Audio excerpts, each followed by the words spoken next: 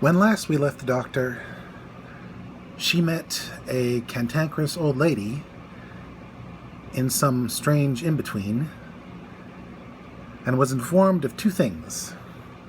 Number one, she used to be part of some sort of shadow organization called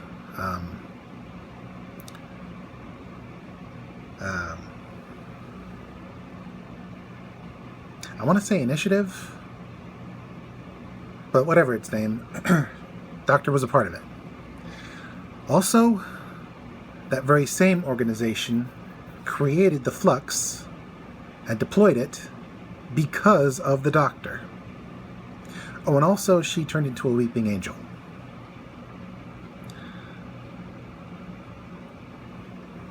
So,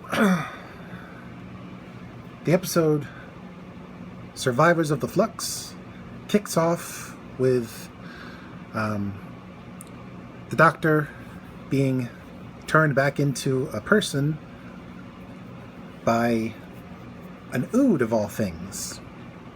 Not Ood Sigma, unfortunately, just some random Ood. And she finds herself on an installation in between two universes. Possibly the universe where Rose still lives, but not likely. And the other universe, ours, which is slowly being consumed by the Flux.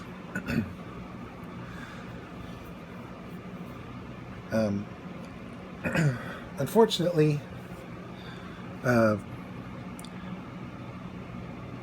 meeting with the old lady from earlier, who was on this space station, which is actually generating the Flux and controlling it,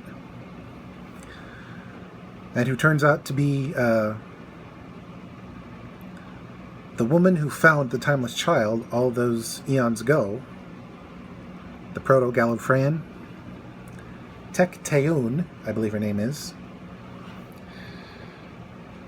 Well, turns out she's destroying this universe and preserving the remnants so she can set up shop in this new universe. And she wants the Doctor to rejoin the organization and come with. But Swarm and Azure throw a monkey wrench into that little plan. They kill Pt2 once and for all and imprison the Doctor with plans to let the universe wink out of existence along with the Doctor, who can feel everything, and wink her out of existence just so they can walk back the clock and experience it over and over and over again. The real sickos, who might be neurodivergent, because seeing stuff on repeat, that's kind of my bag too. But I'm not like these two. Also, the Doctor discovers that Pt2 had preserved her lost memories in a fob watch, of course. And the evil duo taunt the Doctor with the fob watch.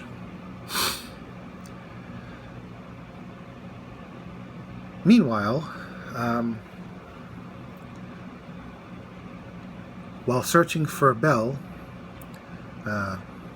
Vinder ends up getting sucked inside a passenger and discovers the one-armed museum staff member, Diana, still alive, and sadly the only one left, because all the other humanoids have been consumed as a form of power generation by Azure and Swarm.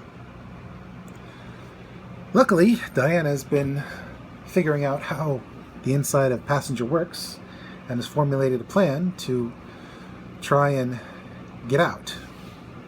And with Vinder's help, she succeeds. Unfortunately, they end up getting sucked back inside almost immediately because Passenger has been stuck on a planet with no structures or life whatsoever. It's a desolate world. So they're sort of out of the picture for now. Meanwhile, Yaz, Dan, and Professor Jericho, the old guy from earlier, they've been stuck in the turn of the century Earth for 3 years. They've been dodging assassins and trying to find a means to decipher a prophecy that says when, where, and how the world will end. That information is very important to trying to stop it. Unfortunately, the corrupt ruler that Vinder blew the whistle on, which is what got him exiled to that space station in the first place, a guy named Serpent, he set himself up on Earth as the head of UNIT. He made buddy-buddy with the first guy to be in charge of UNIT just before he became the leader. And he even has to kill a couple people to cover his tracks. This one general, or corporal, or whatever, who just got assigned Lethbridge Stewart before he became the brigadier. Yes, we hear his voice. He reveals a machine to detect non-humans and accidentally uncovers Serpent's plan, or Serpent's presence. So he's killed off using some sort of manifestation to kill from the inside. Basically, it looks like a xenomorph snake, only lightly colored, not black. And he also kills some bureaucrat who refuses to let him become head of UNIT. And eventually, once UNIT's reestablished in the present,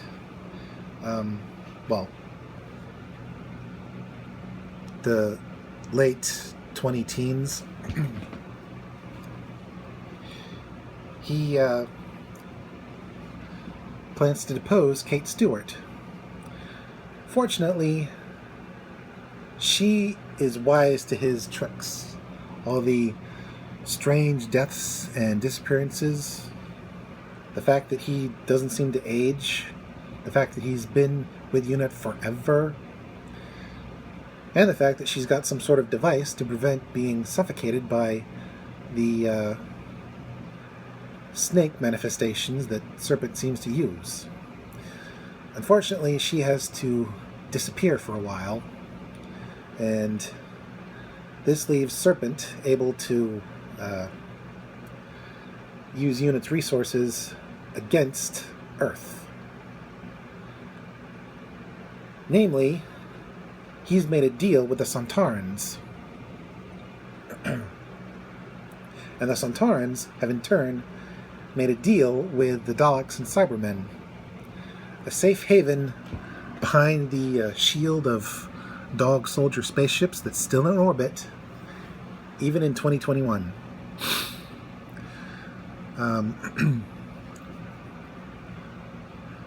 Unfortunately, this results in the Sontarans taking over the dog soldier ships and slaughtering all of them except for the dog soldier responsible for Dan,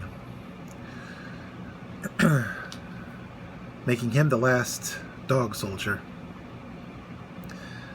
Now the plan is for the Sontarans to pretend to allow the Daleks and Cybermen to hide behind the flux-proof wall of dog soldier ships. Except they plan to betray them, to move the dog soldier ships to protect the Sontarans, but not the Daleks and Cybermen.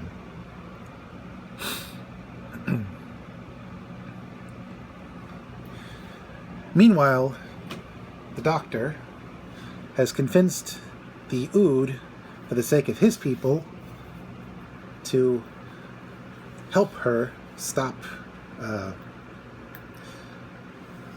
Ravagers, which is what Swarm and Azure call themselves. And the plan is simple.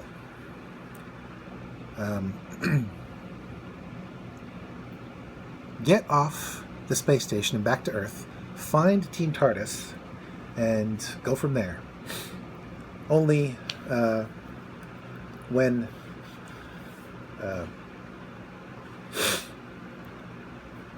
the Doctor tries to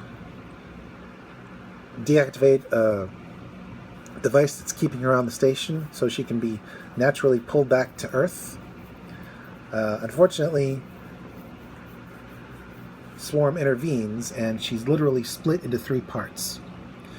Part of her stays on board the station to be tortured by Swarm. Another part ends up in 2021, and a third part ends up in the early 1900s with Yaz and Dan and Dr. Jericho, and also a guy named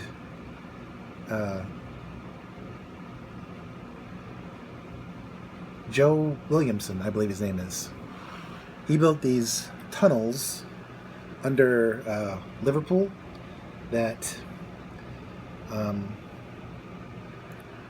seem to access not so natural holes in space-time. And it's through these holes that he sees the end of the world. And he plans to use the tunnels as a safe haven for humanity. Well-intentioned, but utterly fruitless, although they do prove useful. Team TARDIS reunites, and the Doctor manages to reunite 2 of her halves, or 2 of her parts. And so the 2 Doctors and Team TARDIS and Mr. Williamson work together to stop the Sontarans, eventually recruiting the psychic lady from the earlier episode and reuniting her with Dr. Jericho. They're sent to 2021 to act as spies who supposedly work for the Sontarans as psychics to try and locate the when, where, and how the universe will end. So the Sontarans can set a trap for the Daleks and Cybermen, which they do, but the Doctor, having successfully gotten her team back together and worked out the plan, hijacks the control of the dog soldier spacecraft and positions it to save Earth while allowing the Daleks, Cybermen, and Sontarans to all be consumed by the flux, which is, as it turns out, antimatter. And since matter and antimatter cancel each other out, eventually the flux burns itself out.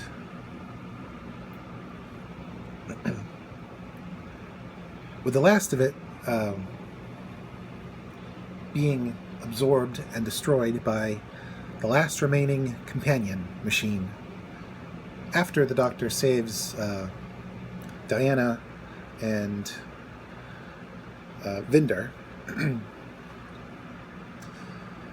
And so the day is saved. But, well, most of the day is saved. The Doctor's third remaining bit gets taken to the planet of time, to the temple from before, and the Ravagers plan to feed the Doctor to time itself, which manifests as a mirror image of, as a copy, I should say, of Swarm. But, unfortunately, since the flux didn't destroy the entire universe,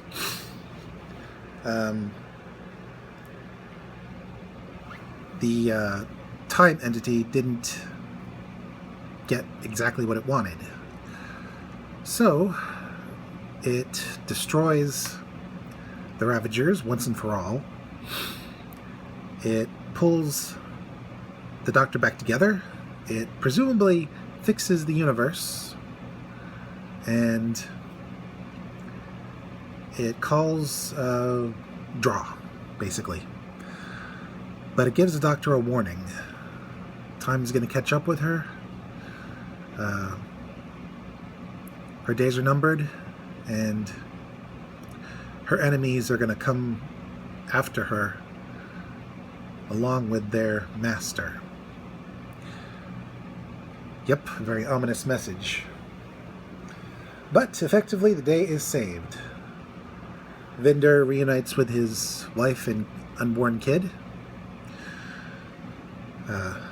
Dan reunites with Diana, who, having suffered a trauma as being a hostage and all that, is not quite ready to, shall we say, have coffee with Dan.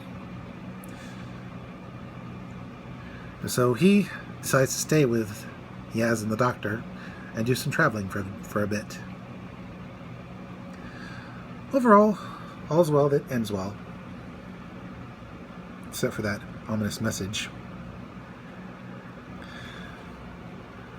So next, we come to New Year's Eve 2021. Now, in the real world, that was kind of a lousy New Year's.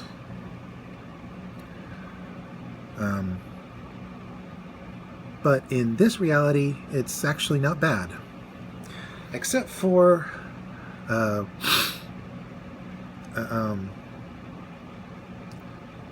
young woman named Sarah, who begrudgingly manages a storage unit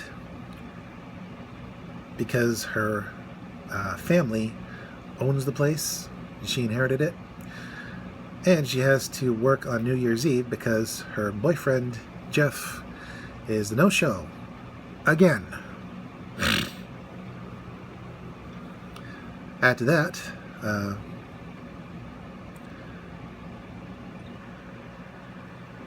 a fella named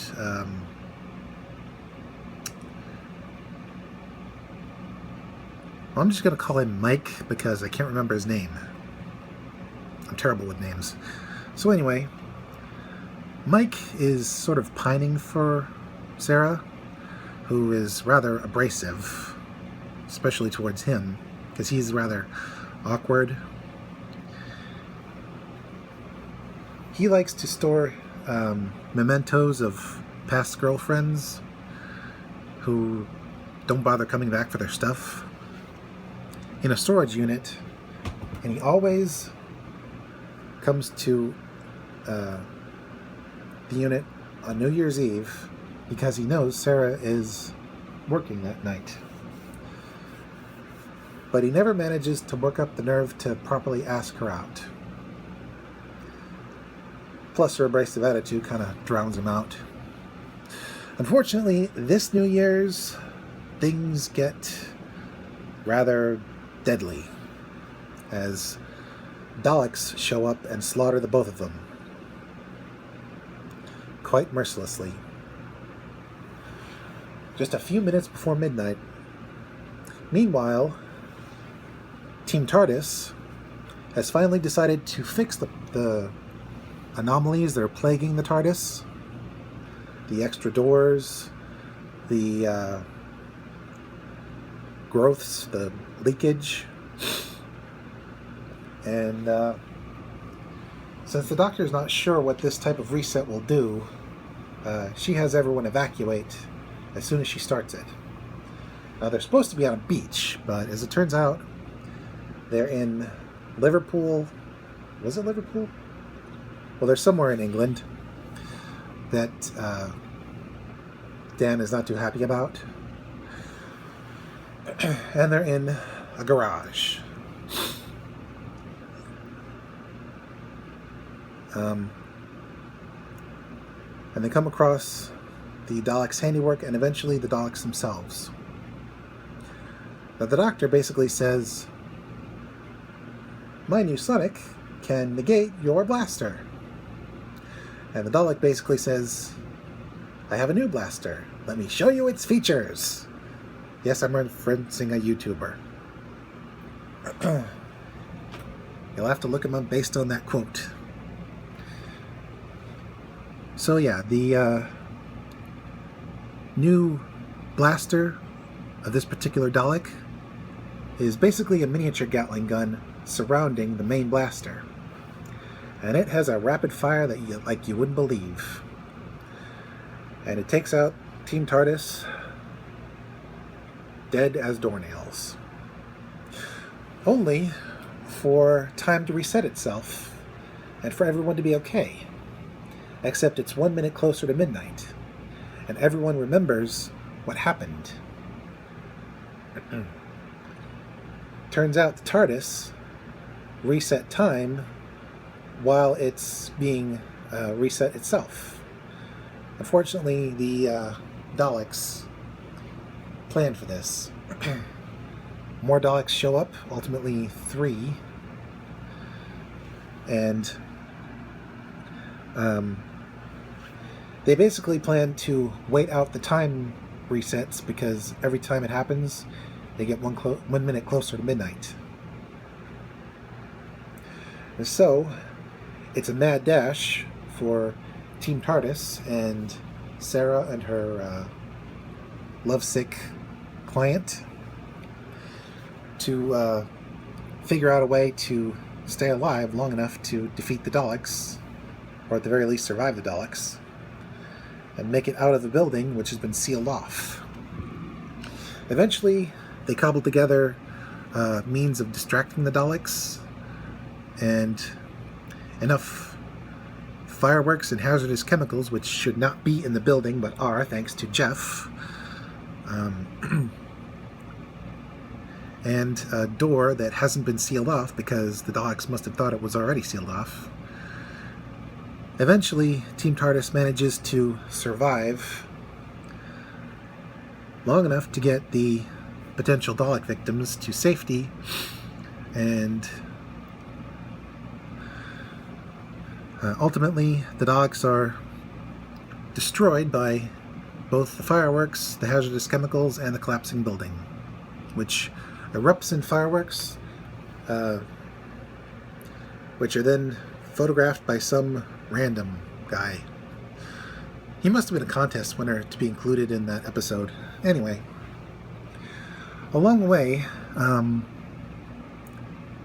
the lovesick client reveals his feelings to Sarah, and Sarah becomes slightly less abrasive with him, Team TARDIS, her mom, who keeps calling, and really herself. And the two form a bond, deciding to travel the world now that Sarah doesn't have anything tying her to this town. Meanwhile, Dan talks to the Doctor and Yaz about their potential hookup, because everyone can see that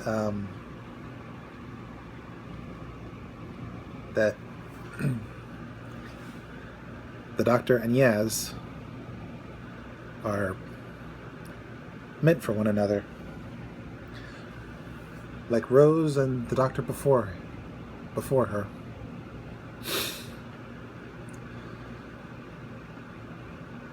So, as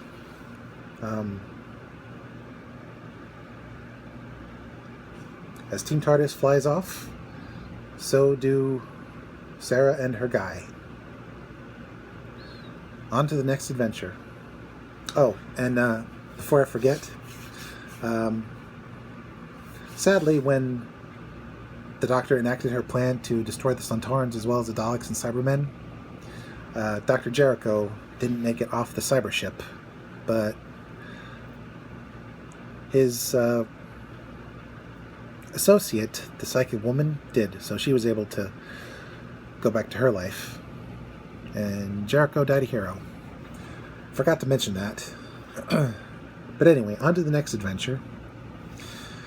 Finally, the Doctor and Team TARDIS end up on a beach. Unfortunately, it's in the early 1600s, and it's somewhere in Asia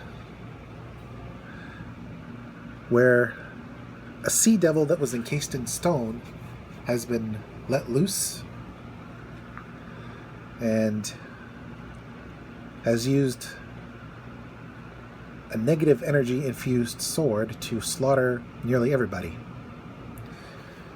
including the guardian of the statue,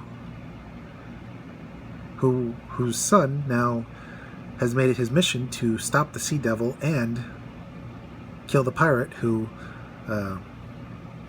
facilitated his father's death. And this pirate is none other than Madame Chang, one of the most successful Asian pirates ever. She lived out her life and retired rather than ending up in a gibbet or something. I think there might be an extra history series about her, but I'm not sure. But you could probably look her up yourselves. Anyway, she's searching for the treasure of the legendary Captain G, who was lost a couple centuries ago. She's looking for the wreck of his ship. So, while Dan accompanies the son of the statue guardian to try and go after the pirate lady, Madame Chang, Yaz and the Doctor head to where the wreck is supposed to be, at the bottom of the ocean, but it's not there. In fact, they find out that thanks to a bit of a time hop,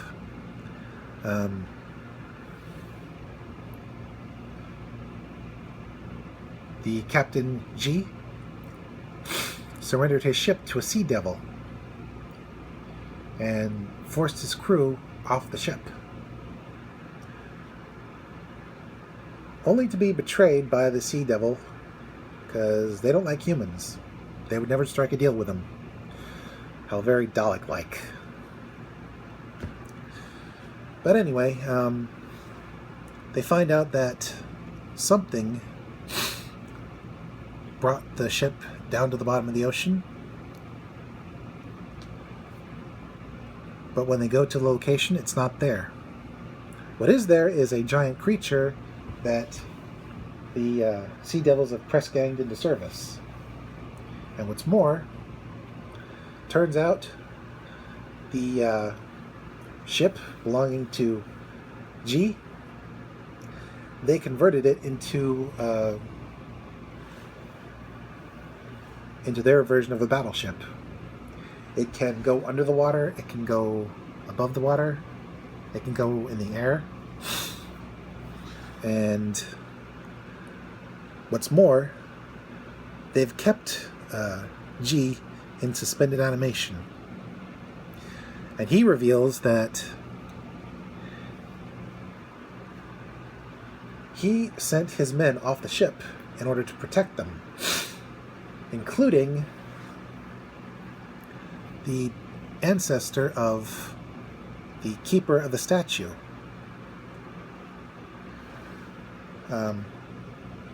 He gave him a small stone, which the Sea Devils want to use as part of a machine to flip the poles of the planet in order to flood the world and make it a haven for Sea Devils again. Not sure how their Silurian cousins would respond to them not having any place to live other than their subterranean homes, which may or may not flood. But they don't address that. Also, the Sea Devils look the same as before, but thanks to some subtle CGI, they're able to be a little more expressive, which helps. Although, personally, it would have been interesting to have them not have much facial movement, just like the old days. Anyway,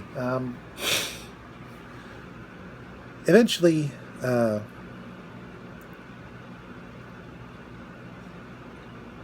they find out that the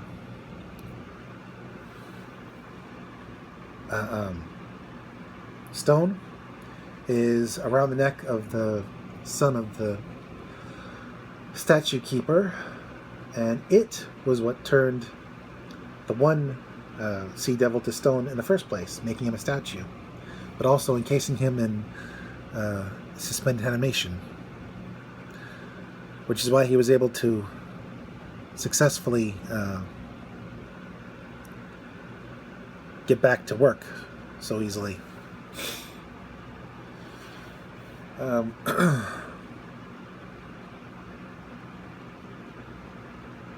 So it's two legendary Chinese sea captains and Team TARDIS and former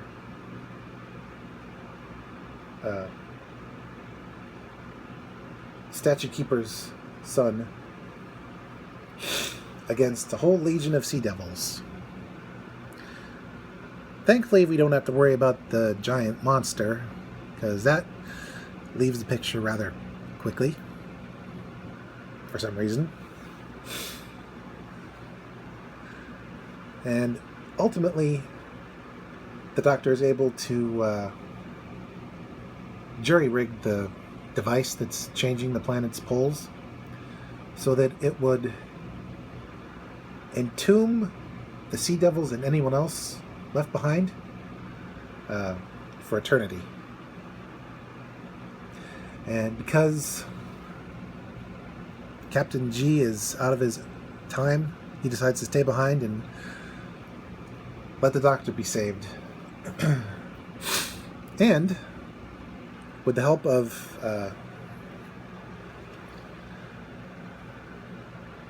Madame Chang and the statue keeper's son, the treasure, which actually is a ransom for her crew because they've been taken by another captain, that gets transported to Chang's ship. So she can release her crew, which includes a couple of her sons. And with the day saved, she even invites the statue keeper's son to join her crew as an apology for letting the Sea Devil kill the guy's dad. And so, once again, the day is saved. And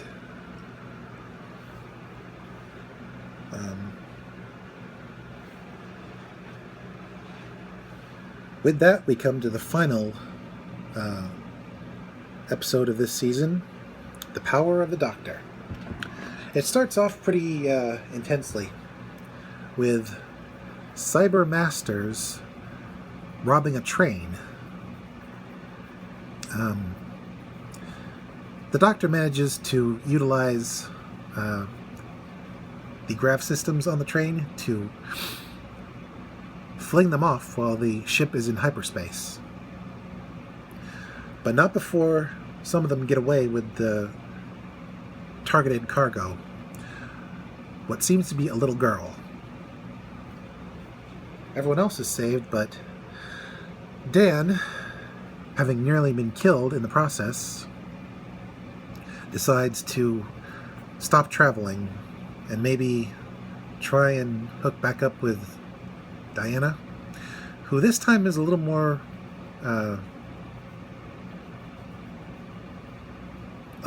receptive to the idea. Meanwhile, the Doctor gets a message from a Dalek of all things. Apparently, it's become disillusioned with the Dalek way of thinking. It deems the Daleks unworthy of life now, since they're so far removed from their beginnings. Obviously, the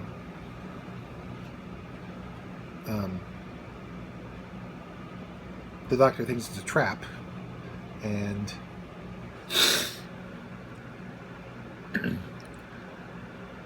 decides to reconnoiter with Kate Stewart, who has retaken control of UNIT, whose headquarters is now in the middle of London again, in a big high-rise. And what's more, UNIT has brought in some outside help. None other than Tegan and Ace, who have had their own adventures and are now coming back into the fold as part of Team TARDIS. Only problem is, earlier, the Doctor apparently sent Tegan the remains of the lone Cyberman, calling it a Russian doll. Only it ain't no Russian doll.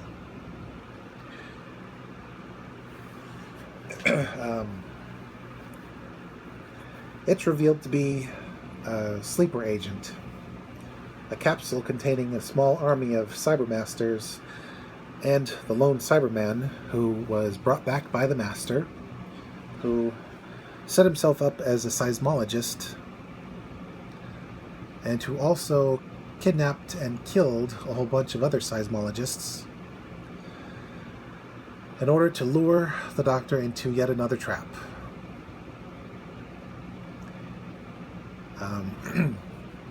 He allows himself to be taken prisoner by UNIT, who then proceeds to insult Kate Stewart, Tegan, and Ace in rapid succession. Though none of the UNIT personnel or our heroes decide to take out their frustrations on the Master, thankfully. He's all talk at this point, and very, very manic, much like he was as Harold Saxon. But he calmly allows himself to be put in a cage, because he's already got his plans in motion. In the second decade of the 1900s, in Russia, Grigory Rasputin has been called to help the son of the Tsar with his hemophilia. Now, in reality, Rasputin did help the kid. He got him off of his aspirin regimen, which to a hemophiliac is like capsules of death. And just knowing that someone was there on his side must have given the little guy a psychological boost which helped his body heal itself much faster. It's called the placebo effect. If your body believes it's healing, then it's going to start to heal. Unfortunately, Rasputin turns out to be the master. Either he replaced Rasputin, or he was Rasputin all along. And he uses good old-fashioned hypnosis to get the royal family out of the royal palace, and he then sets the place up as his own personal base of operations. Meanwhile, the Doctor is sent to a volcano in Bolivia and meets with the rogue Dalek, who seems to be on the up and up. The Dalek has information that could destroy his kind, and as the Doctor collects it, other Daleks show up, revealing that they knew of the betrayal all along and allowed it to happen in order to lure the Doctor into a trap. So many traps. Never ever put the Doctor in a trap. Don't they know that? Well, anyway. They cut open the traitor's chassis, exterminate the mutant within, and force the Doctor into the shell, and they take her to the Russian palace, where the Master plays the song Rah Rah Rasputin, look it up, it's very fun, and dances around as his form of gloating. Very much like Harold Saxon. And he then reveals his ultimate plan. Besides letting the Daleks and Cybermen fight over Earth and use a drilling rig to activate all of Earth's volcanoes to finally get rid of humanity once and for all. Some of whom will be destroyed, some will be cyber converted. The Master has used his TARDIS as the partial power source and control unit for a small cyber planet. Basically, it's no moon, it's a space station. And this planet, which is also powered by a sapient energy being, which is what that little girl was actually. It looks kind of like a deep sea jellyfish thing. In reality, it usually takes the form of something you want to protect as a protection measure. And the Master has hooked it up and is draining its energy to power Time Lord tech, which he's installed from his TARDIS, having ransacked it from Gallifrey. He plans to force the Doctor to regenerate, using himself as a template. He wants to become the Doctor, destroying her once and for all, and allowing him to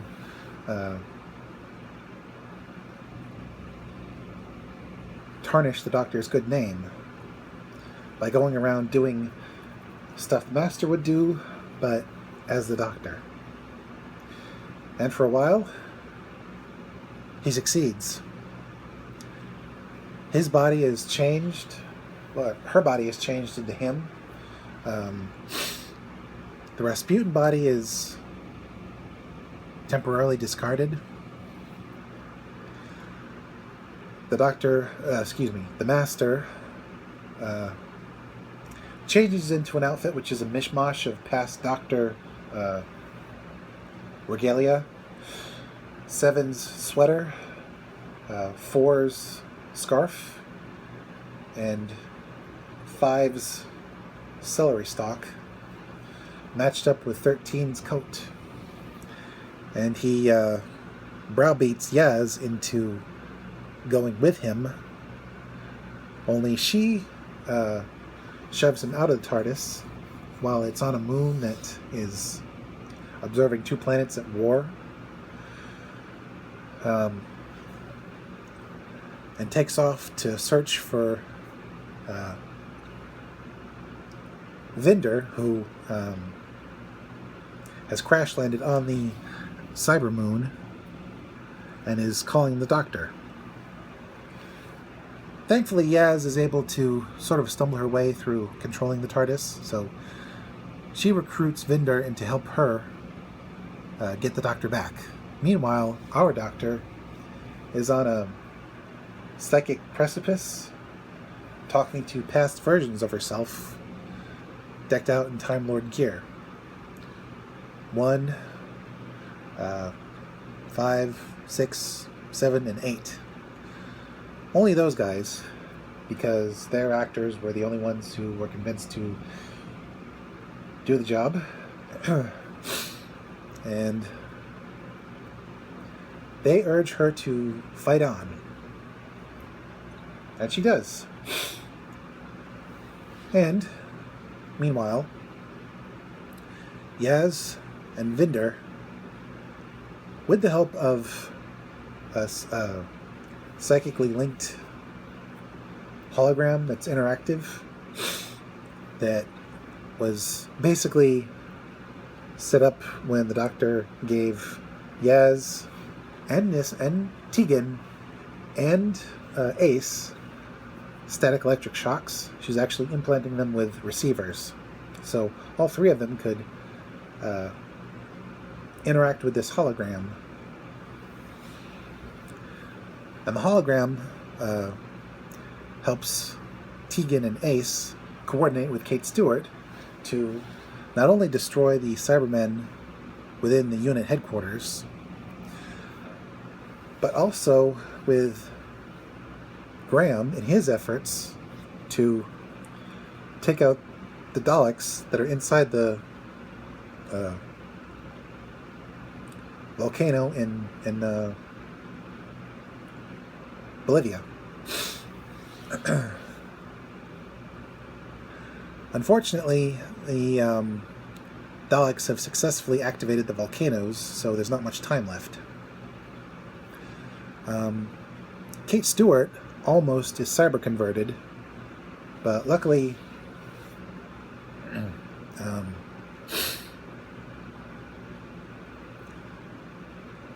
Yaz and Vinder, who have managed to recapture the Master, who was actually playing the recorder, much like the second Doctor.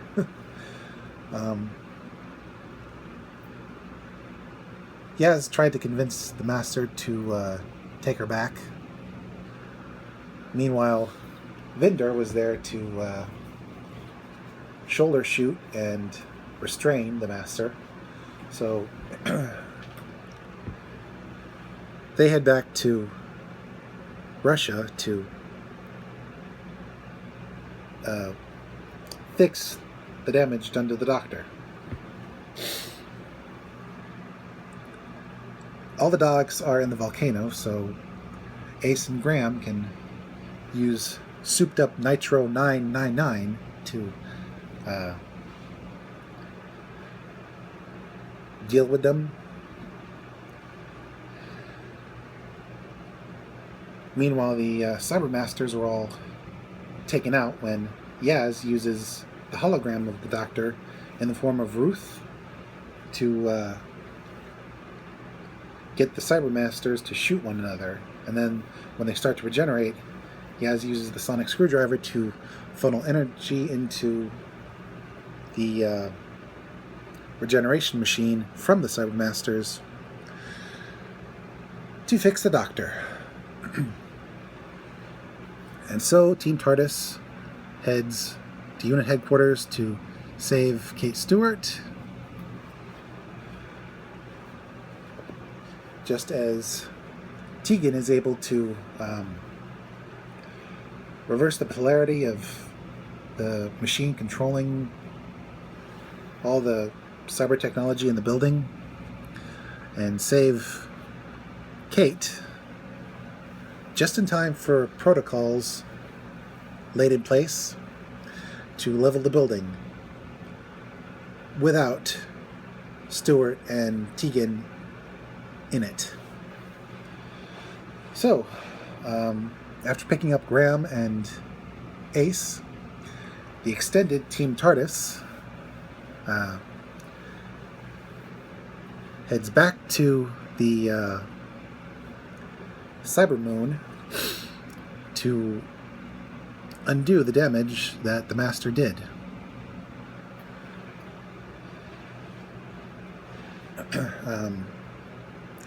The Doctor uses the machinery on the Cybermoon to convert the lava coming out of the Earth to steel.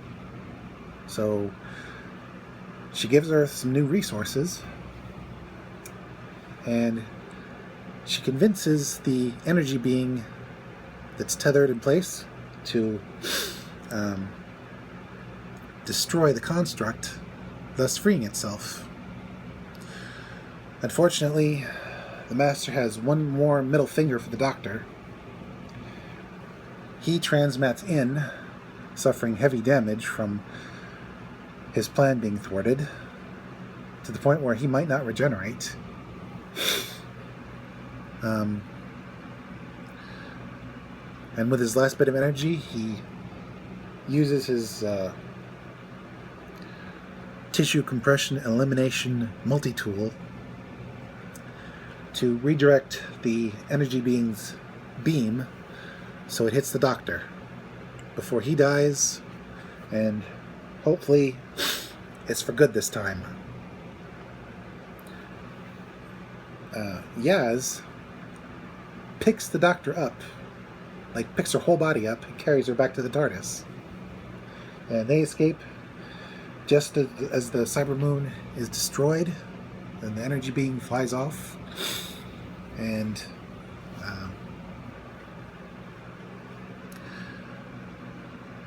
eventually it's just the Doctor and Yaz. The Doctor wakes up, finds out that everyone's been dropped off, and the duo have a bit of a tender moment. Unfortunately, it's spoiled by the fact that the Doctor's right hand is glowing with regeneration energy. Yep. Once again, the Doctor must regenerate or she'll die. She muses that she wants more time, especially since she and Yaz have finally admitted their feelings for one another.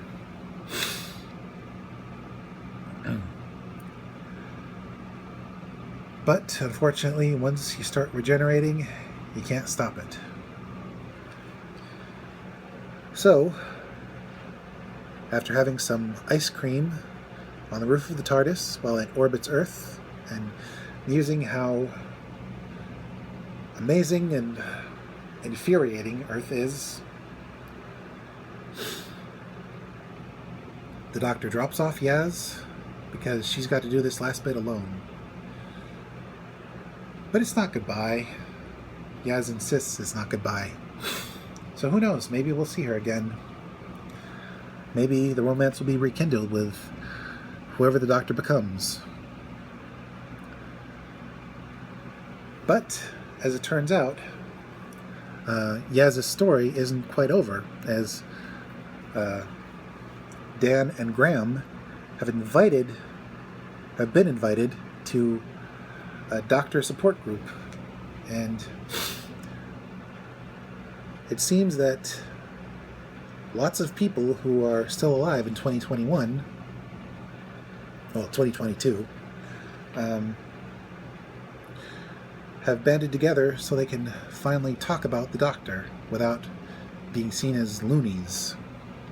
Kate Stewart is there.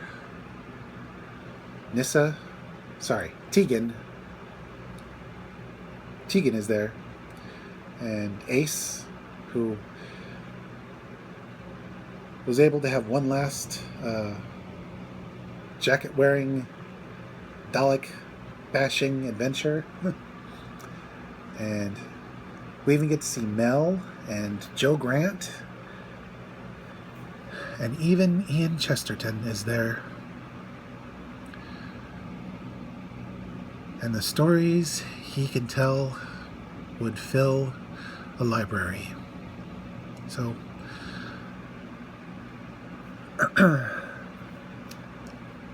as Team TARDIS members past and present reminisce and swap stories, the Doctor goes to a lonely rock on the coast so she can see one more sunrise. And all she says to the Doctor to come is, "Tag, you're it," before regenerating into David Tennant. Yes, apparently the 14th Doctor is going to be David Tennant. What this means for the future? Who might be coming back? Whether or not this is another meta crisis? Well, we'll just have to wait till the Doctor Who special featuring this Doctor. But as for what happens next, until then, who knows? And that's it for the Jodie Whittaker era. I'm finally caught up with the rest of the world. When next we meet the Doctor, we're going to see some old friends, and the Earth is probably going to be threatened for the 10 trillionth time. Until then, this is Mr. J signing out and reminding you, always watch the skies, because you never know when that beautiful blue box might show up. And David Tennant clearly has separation issues with his most famous character. See you then, folks. Alonzo.